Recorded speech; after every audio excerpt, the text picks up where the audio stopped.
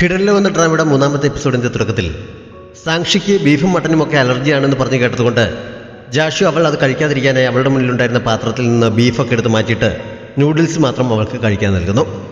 Allergy ആയതുകൊണ്ട് ഈ സാധനം അവൾക്ക് അങ്ങനെ കഴിക്കാൻ കിട്ടാറില്ല. ചേട്ടനെ പറ്റിച്ച് കഴിക്കാമെന്ന് വിചാരിച്ചിട്ട് അതിനുള്ള അവസരം അവൻ നഷ്ടപ്പെടുത്തിയതിൽ അവൾക്ക് ചെറിയ ദേഷ്യം തോന്നുന്നുണ്ടെങ്കിലും ചേട്ടനേക്കാൾ നന്നായി അവൻ തൻ്റെ കാര്യത്തിൽ കെയർ ചെയ്യുന്നതിലുള്ള സന്തോഷവുമുണ്ട്. ഫുഡ് കഴിച്ച ശേഷം താഴേക്ക് ഇറങ്ങിയപ്പോൾ ഫ്രണ്ട്സിനൊപ്പം നിൽക്കാൻ അവളോട് പറഞ്ഞിട്ട് ഞാൻ വണ്ടി എടുക്കാനായി പോകുന്നു. അവിടെ ക്ലോ മെഷീൻ ഇരിക്കുന്നത് കണ്ട് അവൾക്കത് കളിക്കാൻ ഇഷ്ടമാണെന്ന് നേരത്തെ ഞാൻ പറഞ്ഞതോർത്ത് അവളോട് അതിൽ നിന്ന് ടോയ്സ് എടുക്കാൻ ട്രൈ ചെയ്യാൻ ഫൈ പറയുന്നു. അവൻ തന്നെ കുറെ കോയിൻസ് അവൾക്ക് നൽകുന്നുണ്ട്. സത്യത്തിൽ അവൾക്ക് അതിലൊട്ട് താല്പര്യമുണ്ടായിരുന്നില്ല. പക്ഷേ മെഷീനിലുണ്ടായിരുന്ന ഒരു വൈറ്റ് ടെഡി ബിയർ അവൾക്ക് ശരിക്കും ഇഷ്ടപ്പെടുന്നു. അതുകൊണ്ട് അതെടുക്കാൻ അവൾ ട്രൈ ചെയ്യുന്നുണ്ട്. ആ സമയത്ത് ഞാൻ സഹായിക്കാമെന്ന് പറഞ്ഞ് ജാഷു അവളുടെ അടുത്തേക്ക് ചെല്ലുന്നു. അവനതെടുക്കാൻ ട്രൈ ചെയ്യുന്ന സമയത്തൊക്കെ അവൾ അവനെ കണ്ടെടുക്കാതെ നോക്കി നിൽക്കുന്നു. അവൻ ടെഡി മെഷീനിൽ നിന്ന് എടുക്കുന്നുണ്ട്. അവൾ ശരിക്കും എക്സൈറ്റഡ് ആകുന്നു. അതെടുത്ത് അവളുടെ കയ്യിലേക്ക് കൊടുത്തിട്ട് ഇനിയെങ്കിലും നിന്റെ കരച്ചിൽ നിർത്താൻ അവൻ പറഞ്ഞപ്പോൾ മുമ്പ് സാറിനെ കാണാനായി പോയിട്ട് മടങ്ങുന്ന വഴി അവനൊരു മിഠായി സമ്മാനമായി നൽകിയതാണ് അവൾക്ക് ഓർമ്മ വന്നത്. സാറുമായിട്ടുള്ള മീറ്റിംഗ് സക്സസ്ഫുള്ളായി കഴിഞ്ഞതിന് ശേഷം അവൻ അവളെ വീട്ടിൽ കൊണ്ട് വിടാമെന്ന് പറയുന്നു. പോകുന്ന വഴിക്ക് നിന്നെ ഉപദേശിക്കുകയും ചെയ്യാമല്ലോ എന്നവൻ പറഞ്ഞപ്പോൾ മുമ്പ് ചേട്ടൻ എൻ്റെ ഒപ്പം വന്നിട്ടുള്ളപ്പോഴൊന്നും തിരിച്ചു പോകുമ്പോൾ എന്നെ ഉപദേശിച്ചിട്ടില്ല എന്ന് അവൾ പറയുന്നു. അത് ശരിയാണോ എന്ന് അവനെ തന്നെ വിളിച്ച് ചോദിച്ചേക്കാം എന്ന് പറഞ്ഞവൻ ഫോൺ എടുത്തപ്പോൾ നീ ഇപ്പോൾ ചേട്ടനെ വിളിച്ചാൽ ഇവിടെ വന്ന കാര്യം ചേട്ടൻ അറിയും എന്ന് പറഞ്ഞവൾ ഫോൺ പിടിച്ചു വാങ്ങാൻ ശ്രമിക്കുന്നു. ഞാൻ എൻ്റെ സമയം മെനക്കെടുത്തി ഇവിടെ വരെ വന്നിട്ട് നീ എന്നോട് കള്ളം പറയുകയല്ലേ, അത് വളരെ മോശമല്ലേ എന്നവൻ ചോദിച്ചപ്പോൾ അവൾ കരയാനുള്ള മൂഡിലേക്ക് മാറുന്നു. അത് കണ്ടപ്പോൾ കരയണ്ട, ഞാൻ ചേട്ടനോട് പറയില്ല എന്നവൻ പറയുന്നു. അവൻ വീട്ടിൽ കൊണ്ട് വിടുന്നത് ഒഴിവാക്കാൻ അവൾ കുറെ ശ്രമിക്കുന്നുണ്ടെങ്കിലും നിർബന്ധിച്ച് അവൻ കൂടെ ചെല്ലുന്നു. പോകുന്ന വഴി പിന്നെയും അവൾ അവനെ പറഞ്ഞയക്കാൻ ഓരോ നമ്പർ ഇറക്കി നോക്കുന്നുണ്ട്. നീ പേടിക്കണ്ട, ഇന്നത്തെ കാര്യം ഞാൻ എന്നോട് പറയില്ല എന്നവൻ പറഞ്ഞപ്പോഴാണ് അവൾക്ക് സമാധാനമായത്. എന്നാലും അവൾ അവനോട് പ്രോമിസ് ചെയ്തു തരാൻ പറയുന്നുണ്ട്. ക്ലാസ്സിൽ ഇങ്ങനെ അശ്രദ്ധമായി ഇരിക്കില്ല എന്ന് നീയും എനിക്ക് വാക്ക് തരണം എന്നവനും പറയുന്നു. അവൾ അപ്പോൾ തന്നെ അത് സമ്മതിക്കുന്നു. ഞാൻ വെറുതെ പറഞ്ഞതല്ല, ഇനി നീ ഇങ്ങനെ എന്തെങ്കിലും കുഴപ്പമുണ്ടാക്കി പേരൻസിന് വരേണ്ടി വന്നാൽ ഇന്നത്തെ സംഭവം അവർ അറിയും, അതെനിക്കും മോശമാണ് എന്നവൻ പറഞ്ഞപ്പോൾ അടുത്ത തവണയും ചേട്ടൻ തന്നെ വന്നാൽ പോരെ എന്നവൾ ചോദിക്കുന്നു. അപ്പോൾ നിനക്ക് ഈ പരിപാടി നിർത്താൻ ഉദ്ദേശമില്ല എന്നവൻ കുറച്ച് ദേഷ്യത്തിൽ ചോദിക്കുന്നു. അതുകൊണ്ടല്ല, നീ എൻ്റെ ചേട്ടനേക്കാൾ നല്ല രീതിയിലാണ് എന്നോട് പെരുമാറുന്നതെന്ന് എനിക്ക് തോന്നി, അതുകൊണ്ട് അടുത്ത തവണയും നീ തന്നെ വന്നാൽ മതി എന്നാണ് ഞാൻ ഉദ്ദേശിച്ചത് എന്നവൾ പറയുന്നു. അവൾ അതിന് മറുപടിയൊന്നും പറയാതെ അവളെ നോക്കി പേടിപ്പിക്കുന്നുണ്ട്. അതോടെ ഇനി ഇങ്ങനെ പ്രശ്നമൊന്നും ഉണ്ടാക്കില്ല എന്ന് പറഞ്ഞ് അവൾ മുന്നോട്ട് നടക്കുന്നു. അവൻ അവളുടെ വീടിന് മുന്നിലെത്തിയപ്പോൾ അവളോട് അകത്തേക്ക് കയറി പോകാൻ പറയുന്നു. പോകുന്നതിന് മുമ്പ് ഇത് അച്ഛൻ്റെ കയ്യിൽ കൊടുക്കണം, അവിടുത്തെ ഷോലൈറ്റിൻ്റെ ബൾബ് പോയി എന്ന് അമ്മ പറയുന്നത് കേട്ടിരുന്നു എന്ന് പറഞ്ഞിട്ട് ബൾബ് അവളെ ഏൽപ്പിക്കുന്നു. അവൾ ഓക്കെ പറഞ്ഞ് അതും വാങ്ങി ഗേറ്റിനുള്ളിലേക്ക് കയറി കഴിഞ്ഞപ്പോൾ അവൻ തിരികെ പോകുന്നു. പക്ഷെ അവനെ കാണാനേ അവൾ പിന്നെയും പുറത്തേക്ക് ഇറങ്ങുന്നുണ്ട്. മുമ്പ് അവൾ ഓമനിച്ച ആ പട്ടിക്കുട്ടി അവൻ്റെ അടുത്തേക്ക് ചെന്നപ്പോൾ അതിനെ ഒന്ന് കൊഞ്ചിച്ചിട്ടാണ് അവനും പോയത്. ആ സമയത്ത് അവൻ കണ്ടാലെന്ന് കരുതി വേഗം അവൾ തിരികെ കയറി ഒളിച്ചു നിൽക്കുന്നു. അവിടെ നിന്നുകൊണ്ട് എത്തി നോക്കുന്നുമുണ്ട്. അവൻ മെഷീനിൽ നിന്ന് എടുത്തു നൽകിയ ആ പാവയെ നോക്കിക്കൊണ്ടാണ് അവൾ ഇത്രയ്ക്ക് ഓർത്തത്. അവളുടെ മുഖത്തെ സന്തോഷം കണ്ടപ്പോൾ നിന്നെ ചിരിപ്പിക്കാൻ കുറച്ച് ബുദ്ധിമുട്ടാണെന്ന് പറഞ്ഞുകൊണ്ട് അവൻ മുന്നോട്ട് നടക്കുന്നു. ചിരിച്ചുകൊണ്ട് അവൾ പുറകെ ചെല്ലുന്നുണ്ട്. ആ വീക്കെൻഡിൽ ഷെൻറു ഷോപ്പിങ്ങിനെന്ന് പറഞ്ഞ് അവളെ പുറത്തേക്ക് കൂട്ടിക്കൊണ്ട് പോകുന്നു. മാളിലെത്തി കഴിഞ്ഞപ്പോഴാണ് ഷെങ്സുവിൻ്റെ ബർത്ത്ഡേ പാർട്ടിക്കാണ് പോകുന്നതെന്ന് അവൾ അറിയുന്നത്. സാക്ഷി തിരികെ പോകാൻ കുറെ ശ്രമിച്ചെങ്കിലും അവൾ വിടുന്നില്ല. അവനുമായി മീറ്റ് ചെയ്യാമെന്ന് പറഞ്ഞിരുന്ന കഫേയിലേക്ക് ഷെൻറു അവളെ കൊണ്ടുപോകുന്നു. അവിടെ എത്തിയപ്പോഴാണ് അവിടെ ജാഷു പാർട്ട് ടൈം ജോബ് ചെയ്യുന്നത് എന്നറിയുന്നത്. അവനെ കണ്ടതോടെ അവൾ അവിടെ ഇരിക്കാൻ തയ്യാറാകുന്നു. ഫ്രണ്ട്സിനൊപ്പം കറങ്ങാൻ ഇറങ്ങിയതാണോ എന്നൊക്കെ ചോദിച്ചിട്ട് അവൻ ഓർഡർ നൽകാനായി മെനു കാർഡ് നൽകുന്നു. അതാരാണ്, കാണാൻ നല്ല സുന്ദരനാണല്ലോ എന്നൊക്കെ ഷെൻറു അവളോട് ചോദിക്കുന്നു. ചേട്ടൻ്റെ ഫ്രണ്ടാണെന്ന് അവൾ പറയുന്നുണ്ട്. എന്ത് ഐറ്റം വാങ്ങണമെന്ന് സെലക്ട് ചെയ്യുന്ന സമയത്തൊക്കെ അവൾ പലതവണ അതിനെ ഇടം കണ്ടിട്ട് നോക്കുന്നുണ്ട്. അവൻ കണ്ടുവെന്ന് തോന്നുമ്പോൾ പെട്ടെന്ന് നോട്ടം പിൻവലിച്ച് തിരിഞ്ഞിരിക്കുകയും ചെയ്യും. എന്താണ് വാങ്ങേണ്ടതെന്ന് തീരുമാനിച്ചു കഴിഞ്ഞപ്പോൾ അവൾ തന്നെയാണ് ഓർഡർ നൽകാനായി എഴുന്നേറ്റത്. അവൾ പേഴ്സിൽ നിന്ന് കാശ് എടുത്ത് കൊടുക്കാൻ തുടങ്ങിയപ്പോൾ ഒളിഞ്ഞു നോക്കിയതിൻ്റെ ക്യാഷ് കൂടി നൽകണമെന്ന് അവൻ തമാശയായി പറയുന്നു. വെറുതെ അല്ല ഇവിടെ കസ്റ്റമർ ആരും ഇല്ലാത്തതെന്ന് ചമ്മൽ മറിക്കാൻ വേണ്ടി അവൾ പറയുന്നുണ്ട്.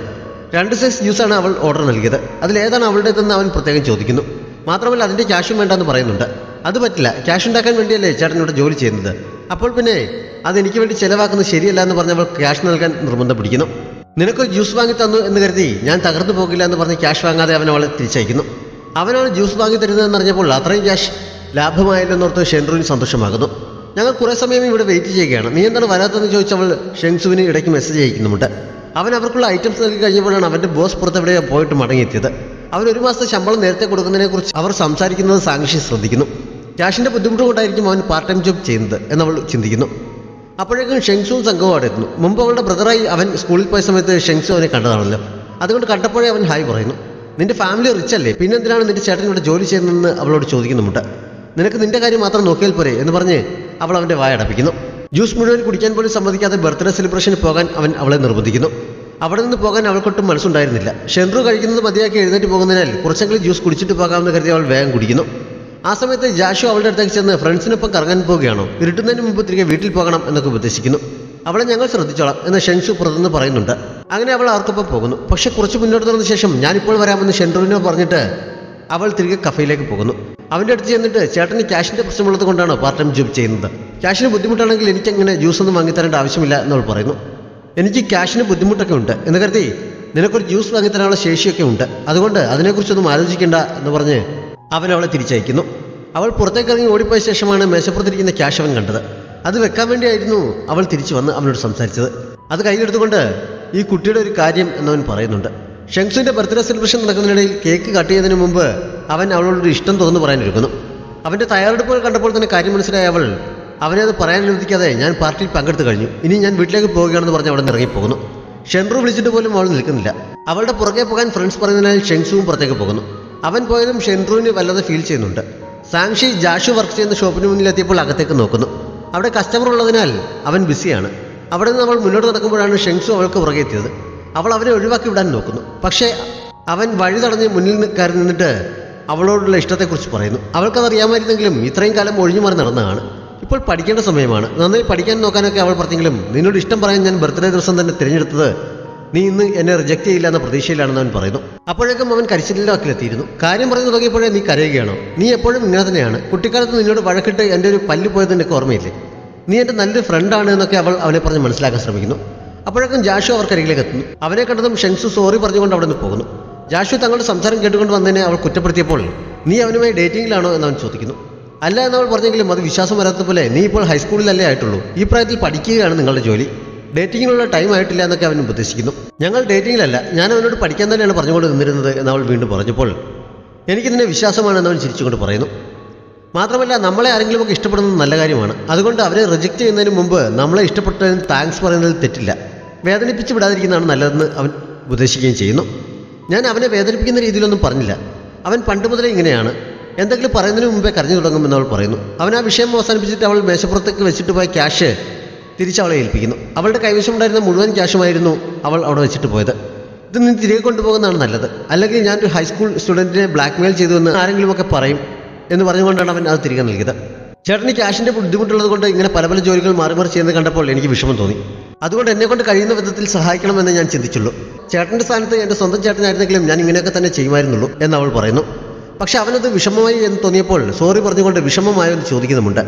നീ വിചാരിക്കുന്ന പോലെ ഇപ്പോൾ എനിക്ക് അത്ര പ്രശ്നങ്ങളൊന്നുമില്ല, നീ ഇങ്ങനെയൊക്കെ ചിന്തിച്ചതിൽ എനിക്ക് സന്തോഷമുണ്ട്. ഭാവിയിൽ എനിക്ക് സാമ്പത്തിക പ്രശ്നങ്ങളുണ്ടായി സ്വന്തം കാര്യങ്ങൾ നോക്കാൻ കഴിയാതെ വരുമ്പോൾ ഞാൻ നിന്നോട് സഹായം ചോദിക്കാം, അപ്പോൾ നീ എന്നെ സഹായിക്കണം എന്നൊക്കെ പറഞ്ഞ് അവൻ അവളെ സമാധാനിപ്പിച്ചിട്ട് തിരികെ ജോലിക്കായി പോകുന്നു. അവൾ ആ ക്യാഷും കൊണ്ടാണ് മടങ്ങിയത്. സാക്ഷി ബർത്ത്ഡേ പാർട്ടിയുടെ ഇടയ്ക്ക് വെച്ച് ഉറങ്ങിപ്പോയതിൻ്റെ പിണക്കം കാരണം അടുത്ത ദിവസം ക്ലാസ്സിൽ വെച്ച് കണ്ടപ്പോൾ ഷെൻറു അവളോട് മിണ്ടുന്നില്ല. സ്പോർട്സ് ഡേ അടുത്തിരിക്കുകയാണ്. അന്നത്തെ ആക്ടിവിറ്റികളിൽ പങ്കെടുക്കാൻ കുട്ടികളൊക്കെ പേര് നൽകി കഴിഞ്ഞിരുന്നു. സാങ്ഷിയുടെ പേര് മാത്രം ഒന്നും കാണാത്തത് കൊണ്ട് സാർ അവളെ എഴുന്നേൽപ്പിച്ച് നിർത്തി ഒരു ഐറ്റത്തിനും പങ്കെടുക്കാതിരിക്കുന്നത് എന്താണെന്ന് അന്വേഷിക്കുന്നു. അദ്ദേഹം തന്നെ ഹൈ ജമ്പിന് അവളുടെ പേര് ചേർക്കാൻ തുടങ്ങുകയും ചെയ്യുന്നു. എൻ്റെ മുട്ടിനത്ര സുഖമില്ല, ഞാൻ ബാക്കിയുള്ളവർക്ക് കൂടെ നാണക്കേടുണ്ടാക്കും എന്നൊക്കെ പല കാരണങ്ങൾ പറഞ്ഞ് അവൾ ഒഴിഞ്ഞു മാറാൻ തുടങ്ങുന്നുണ്ടെങ്കിലും സമ്മാനമൊന്നും കിട്ടിയില്ലെങ്കിലും പ്രശ്നമില്ല, പങ്കെടുക്കുന്നതാണ് പ്രധാനം എന്ന് പറഞ്ഞ് അദ്ദേഹം നിർബന്ധിച്ച് അവളുടെ പേര് കൂടി അതിന് ചേർക്കുന്നു. ഷെൻറു തന്നെ അവോയ്ഡ് ചെയ്യുന്നത് അവൾക്ക് ശരിക്കും ഫീൽ ചെയ്യുന്നു. ബ്രേക്ക് ടൈമിൽ അവൾ പുറത്തേക്ക് ഇറങ്ങിപ്പോയപ്പോൾ ഞാനും കൂടി വരാം എന്ന് പറഞ്ഞ് സാക്ഷി പുറകെ പോയെങ്കിലും ഷെൻറു അവളെ കൂടെ കൊണ്ടുപോകാൻ തയ്യാറാകുന്നില്ല. സ്പോർട്സ് ഡേയുടെ അന്നും ഷെൻറു അവളെ മൈൻഡ് ചെയ്യുന്നതേയില്ല. അവരുടെ സ്കൂളിന് തൊട്ടടുത്ത് തന്നെയുള്ള ജാഷുവിൻ്റെ ഒക്കെ കോളേജ് ഗ്രൗണ്ടാണ് മത്സരങ്ങൾ നടത്താനായി ഉപയോഗിക്കുന്നത്. ഷെങ്സു ഓട്ട മത്സരത്തിൽ 1ാം സ്ഥാനം നേടിയപ്പോൾ ഷെൻറു പരിസരം മറന്ന് ഉറക്കെ കൈയടിച്ച് ബഹളം വയ്ക്കുന്നത് സാക്ഷി ശ്രദ്ധിക്കുന്നുണ്ട്. അടുത്തായിട്ട് ഹൈ ജമ്പാണ്. സാങ്ഷിയും അതിൽ പങ്കെടുക്കുന്ന മറ്റു കുട്ടികളുമൊക്കെ ഷെൻറുവിനെ കൂടെ ചെല്ലാൻ വിളിച്ചെങ്കിലും അവൾ പോകുന്നില്ല. സാങ്ഷി അങ്ങോട്ട് നടക്കുന്നിടയിൽ ഷെൻസു അവളുടെ അടുത്തേക്ക് ചെല്ലുന്നു. അവനവളെ ഫേസ് ചെയ്യാൻ കുറച്ച് മടിയുണ്ടായിരുന്നെങ്കിലും അവൾക്ക് ഓൾ ദ ബെസ്റ്റ് പറഞ്ഞിട്ടാണ് പ്രൈസ് വാങ്ങാനായി പോയത്. പേര് രജിസ്റ്റർ ചെയ്യുന്നിടത്തുണ്ടായിരുന്നത് ഞാനാണ്. അവളെ കണ്ടപ്പോൾ നീളമില്ലാത്തതിൻ്റെ പേരിൽ അവൻ കുറെ കളിയാക്കുന്നു. അവളുടെ ഹൈറ്റും ജേഴ്സിയിലെ നമ്പറും ഒന്ന് തന്നെയാണെന്ന് പറഞ്ഞ് അവളെ കളിയാക്കുന്നതിനിടയിലാണ് മേശപ്പുറത്തേക്ക് തലവെച്ചുറങ്ങിയായിരുന്ന ജാഷു ഉണർന്നത്. അവനാണതെന്ന് അവൾ അപ്പോഴാണ് ശ്രദ്ധിച്ചത്. ഏത് ഐറ്റത്തിനാണ് പങ്കെടുക്കുന്നതെന്ന് ജാഷു അവളോട് ചോദിക്കുന്നു. അവൾ ഇട്ടിരിക്കുന്ന ടീഷർട്ട് കൊള്ളില്ല എന്ന് പറഞ്ഞ് ഞാൻ പിന്നെയും അവളെ കുറെ കളിയാക്കുന്നുണ്ട്. അപ്പോഴേക്കും അവിടെ അടുത്ത ആൾ വരുന്നതിനാൽ അവൾ മത്സരത്തിനായി പോകുന്നു. വാമപ്പ് ചെയ്തുകൊണ്ട് നിൽക്കുന്ന സമയത്ത് അവൻ അവളുടെ അടുത്തേക്ക് ചെന്ന് വെയിൽ കൊള്ളണ്ട എന്ന് പറഞ്ഞ് ഒരു തൊപ്പി അവളുടെ തലയിൽ വെച്ച് കൊടുക്കുന്നു. അപ്പോഴേക്കും ഞാൻ ഒരു ക്യാമറയുമായി വന്ന് അവരുടെ ഫോട്ടോ എടുക്കുന്നുണ്ട്. അറിയാതെ എടുത്തതിനാൽ കൊള്ളാത്ത ഫോട്ടോ ആയിരിക്കും, ഡിലീറ്റ് ചെയ്ത് കളയാൻ പറഞ്ഞ് അവൾ അവൻ്റെ പുറകെ ചെല്ലുന്നു. അച്ഛനും അമ്മയും ഫോട്ടോസ് എടുക്കണമെന്ന് പറഞ്ഞാണ് വിട്ടത് എന്ന് ഞാൻ പറഞ്ഞപ്പോൾ ഞാൻ നല്ല രീതിയിൽ നിൽക്കുമ്പോൾ നിനക്ക് എടുത്തുകൂടെ എന്ന് ചോദിച്ച് അവൾ വഴക്കുണ്ടാക്കി ക്യാമറ പിടിച്ചു വെക്കാൻ ശ്രമിക്കുന്നു. ആ സമയത്ത് ജാഷു അവൻ്റെ കയ്യിൽ നിന്ന് ക്യാമറ വാങ്ങിയിട്ട് എൻ്റെ സിസ്റ്ററുമായി വെറുതെ വഴക്കിടരുത് എന്ന് പറഞ്ഞ് അവനെ വഴക്ക് പറയുന്നു. എൻ്റെ ചേട്ടൻ പറഞ്ഞത് കേട്ടില്ല എന്ന് അവളും ഗമയിൽ പറയുന്നുണ്ട്. ശരിക്കും നിൻ്റെ ചേട്ടൻ ആരാണെന്ന് ഞാൻ ചോദിച്ചപ്പോൾ അവൾ ജാഷുവിനെ ചൂണ്ടിക്കാണിക്കുന്നു. അങ്ങനെ അവർ തമാശ പറഞ്ഞ് നിൽക്കുമ്പോഴാണ് മത്സരം തുടങ്ങാനുള്ള അനൗൺസ്മെന്റ് വന്നത്. അവൾക്ക് ഓൾ ദി ബെസ്റ്റ് പറഞ്ഞുകൊണ്ട് അവർ മാറി നിൽക്കുന്നു. അവൾ ചാടുന്നതിന്റെ ഫോട്ടോ എടുക്കാനായി അടുത്ത് തന്നെയാണ് അവർ നിൽക്കുന്നത്. ഈ സമയത്ത് മത്സരം കാണാനായി മുമ്പ് അവൻ പോയി കണ്ട അവളുടെ ടീച്ചർ ഷെങ് അവിടേക്ക് വരുന്നു. ജാഷു ആണ് ഓരോ കാൻഡിഡേറ്റ്സിനെയായി വിളിച്ചുകൊണ്ടിരുന്നത്. സാങ്ഷിയുടെ ചാൻസ് എത്തുന്നു. അല്ലെങ്കിൽ തന്നെ അവൾക്ക് ഇതിൽ ഒട്ടും താല്പര്യമില്ല. ജാഷു അവിടെ നിൽക്കുന്നത് കൊണ്ട് ഒന്നുകൂടി ടെൻഷനാണ്. ആദ്യ തവണ അവൾ നല്ല സ്പീഡിൽ ഓടിയാൽ അതിന്റെ അടുത്തെത്തിയപ്പോഴേക്കും ബ്രേക്ക് പിടിച്ചതുപോലെ നിൽക്കുന്നു. രണ്ടാമത്തെ തവണ ഓടി വന്ന് മുകളിലേക്ക് കയറിയെങ്കിലും കമ്പിയും മറിച്ചുകൊണ്ട് അതിലേക്ക് വീഴുന്നു. നീ ഇതെന്താണ് കാണിക്കുന്നതെന്ന് ചോദിച്ച് ഞാൻ അവളെ വഴക്ക് പറയുന്നുണ്ട്. അങ്ങനെ അവൾക്ക് മൂന്നാമതും ട്രൈ ചെയ്യേണ്ടി വരുന്നു. ഇത്തവണ അവൾ സർവ്വശക്തിയും എടുത്താണ് ഓടിയത്. കമ്പിയും കൊണ്ട് മറിഞ്ഞ് താഴെ വീഴുകയും ചെയ്യുന്നു. അപ്പോഴേക്ക് രണ്ട് ചേട്ടന്മാരും സാറുമാരും ഒക്കെ ഓടി അവളുടെ അടുത്തേക്ക് ചെല്ലുന്നു. പിടിച്ചെഴുന്നേൽപ്പിക്കാൻ നോക്കിയിട്ട് അവൾക്ക് എഴുന്നേൽക്കാൻ പറ്റുന്നുണ്ടായിരുന്നില്ല. കൈയുടെയും കാലിൻ്റെയും ഒക്കെ മുട്ടുപൊട്ടുകയും ചെയ്തിട്ടുണ്ട്. അതുകൊണ്ട് അവളെ വേഗം ക്ലിനിക്കിലേക്ക് കൊണ്ടുവന്നായി ഞാൻ പുറത്തേക്ക് താങ്ങിയെടുക്കുന്നു. അപ്പോഴാണ് ടീച്ചർ ഷെൻ ജാഷുവിനെ കണ്ടത്. സാങ്ഷിയുടെ ബ്രദർ അല്ലേ എന്ന് ചോദിച്ച് അദ്ദേഹം പരിചയം പുതുക്കുന്നു. ഞാൻ ആരാണെന്ന് ചോദിക്കുന്നുമുണ്ട്. ഇതെൻ്റെ അച്ഛനാണെന്ന് സാങ്ഷി അവൻ്റെ വാ പൊത്തി പിടിച്ചുകൊണ്ട് പറയുന്നു. ടീച്ചർ ഷെൻ ശരിക്കും ഞെട്ടിയെന്ന് പറയണ്ടല്ലോ.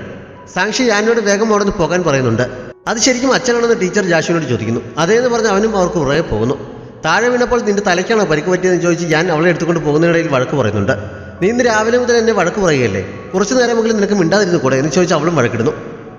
അവളുടെ കൈയും കാലും ഒക്കെ മുറിഞ്ഞിരിക്കുന്നത് പോലും കെയർ ചെയ്യാതെ അവന് പിന്നെയും വഴക്കിട്ടുകൊണ്ടിരിക്കുന്നത് കണ്ട് അവസാനം ജാഷു അവനോട് അവളെ അവൻ്റെ തോളിലേക്ക് നൽകാൻ പറയുന്നു. ഞാൻ അവളെ അവൻ്റെ ഒപ്പം മെഡിക്കൽ റൂമിലേക്ക് പറഞ്ഞു വെച്ചിട്ട് എന്തോ ആവശ്യത്തിനായി പോകുന്നുണ്ട്.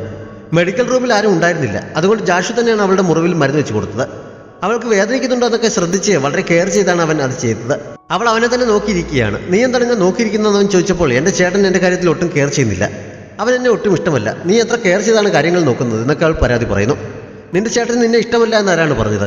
നീ വീണ സമയത്ത് അവൻ വെപ്രാളപ്പെട്ട് ഓടി വന്ന് നിന്നെ മെഡിക്കൽ റൂമിലേക്ക് കൊണ്ടുവരാൻ തുടങ്ങി നീ കണ്ടില്ലേ എന്നൊക്കെ ചോദിച്ച് അവൻ അവളെ വഴക്ക് പറയുന്നുണ്ട്. ഞാനെപ്പോഴേക്കും അവർക്ക് കുടിക്കാൻ വെള്ളവുമായി എത്തുന്നു. ആദ്യം അവളത് വാങ്ങാതെ കുറച്ച് ജാടയിടുന്നു. വെള്ളം കുടിച്ചിട്ട് വേണം ഹോസ്പിറ്റലിൽ പോയി ചെക്കപ്പ് നടത്താൻ എന്നവൻ പറഞ്ഞപ്പോൾ അവൾ വെള്ളം വാങ്ങുന്നു. വീണ്ടും അവളെ തോളിലെടുക്കാനായി ഞാൻ കുനിഞ്ഞപ്പോൾ അവൾ ജാഷുവിനെ നോക്കുന്ന കണ്ട് നിന്റെ ചേട്ടന് ഉച്ചയ്ക്ക് ശേഷം ക്ലാസ് ഉണ്ട്, അച്ഛനെ ഹോസ്പിറ്റലിൽ കൊണ്ടുപോകാൻ പറ്റുകയുള്ളൂ എന്ന് ഞാൻ തമാശയായി പറയുന്നു. ഇനി ഒരാഴ്ച ക്ലാസ്സിൽ കൊണ്ടുവരേണ്ട ജോലിയും എനിക്കായിരിക്കുമല്ലോ എന്നും ഇഷ്ടമില്ലാത്തതുപോലെ പറയുന്നു. അച്ഛന് സമയമില്ലെങ്കിലും കുഴപ്പമില്ല, ചേട്ടൻ കൊണ്ടുവിടാം എന്ന് ജാഷുവും അപ്പോൾ തമാശയായി പറയുന്നുണ്ട്. അങ്ങനെ അവൾ അവൻ്റെ പുറകിൽ കയറി അവിടെ നിന്ന് പോകാൻ തുടങ്ങുമ്പോഴാണ് മറ്റൊരു കുട്ടി മറിഞ്ഞു വീണത്. ജാഷു വേഗം അങ്ങോട്ടേക്ക് ഓടിപ്പോകുന്നു. അവൻ എന്താണെന്ന് ചെയ്യുന്നത് കാണാനായി ഞാനോട് ഒന്ന് വെയിറ്റ് ചെയ്യാൻ അവൾ പറഞ്ഞെങ്കിലും അവൻ മുന്നോട്ട് നടക്കുന്നു. അവൻ അവിടെ നിൽക്കാൻ വേണ്ടി വഴി കാണാത്ത വിധത്തിൽ അവൻ്റെ തല അവൾ താഴേക്ക് ബലമായി പിടിക്കുന്നതിനാൽ അവൻ അവിടെ നിൽക്കേണ്ടി വരുന്നു. മറിഞ്ഞു വീണ പെൺകുട്ടിയെ മെഡിക്കൽ റൂമിലേക്ക് കൂട്ടിക്കൊണ്ടുവന്നതൊക്കെ ജാഷുവാണ്. അത് കണ്ടതോടെ അവൾ ഞാൻ്റെ തലയിലെ പിടിവിടുന്നു. അവൻ എല്ലാവരോടും ഇങ്ങനെ കെയറിങ് ആണ്, ഞാൻ അവനെ ഒട്ടും സ്പെഷ്യലല്ല എന്ന് അവൾ അപ്പോൾ വിഷമത്തോടെ വിചാരിക്കുന്നു. കാലിന് സുഖമില്ലാതെ ഇരുന്നു കൊണ്ട് അടുത്ത ദിവസം അവളെ പിക്ക് ചെയ്യാനായി ജാഷുവാണ് വരുന്നത്. അവൻ വരാൻ കുറച്ച് ലേറ്റാകും, അതുവരെ അവിടെ വെയിറ്റ് ചെയ്യാൻ ഞാൻ ക്ലാസ് കഴിഞ്ഞ സമയത്ത് അവളെ വിളിച്ച് പറയുന്നു. അവൾ ഫോൺ വെച്ച് കഴിഞ്ഞപ്പോഴാണ് ഷെൻറു അവളുടെ അടുത്തേക്ക് വന്ന് എൻ്റെ അപ്പോൾ ഷോപ്പിങ്ങിന് വരാമെന്ന് ചോദിച്ചത്. കുറച്ച് ദിവസമായി പിണങ്ങിയിരുന്ന അവൾ ഇങ്ങോട്ട് വന്ന് മിണ്ടിയതിൻ്റെ സന്തോഷത്തിൽ സാങ്ഷി അവളെ നോക്കിയിരിക്കുന്നിടത്ത് ഈ എപ്പിസോഡ് അവസാനിക്കുന്നു. എപ്പിലോഗിലെ ബാക്ക് സ്റ്റോറിയിൽ അവൾ മറിഞ്ഞു വീണ സമയത്ത് വെള്ളം വാങ്ങാനായി പോയ ഞാൻ അവൾക്ക് വേണ്ടി ഒരു കാൻറ്റീൻ വാങ്ങിയിരുന്നു. സത്യത്തിൽ അത് വാങ്ങാൻ വേണ്ടിയാണ് അവൻ പോയത്. അവളെ തോളിലെടുത്ത് മടങ്ങുന്ന വഴി അവനത് അവൾക്ക് കഴിക്കാൻ കൊടുക്കുന്നു. അപ്പോഴാണ് അതിനുവേണ്ടിയായിരുന്നു അവൻ ഇടയ്ക്ക് ഓടിപ്പോയത് എന്ന് അവൾക്ക് മനസ്സിലായത്. എപ്പോഴും തമ്മിൽ വഴക്കിടുമെങ്കിലും അവൻ അവളുടെ കാര്യത്തിൽ ശരിക്കും കെയർ ചെയ്യുന്നുണ്ട് എന്ന് ഇതിലൂടെ മനസ്സിലാക്കാം. വീഡിയോ ഇഷ്ടപ്പെട്ടെങ്കിൽ ലൈക്ക് ചെയ്യാനും ഷെയർ ചെയ്യാനും കമൻറ്റ് ചെയ്യാനും നമ്മുടെ ചാനൽ സബ്സ്ക്രൈബ് ചെയ്യാനും മറക്കരുത്. Thanks for watching.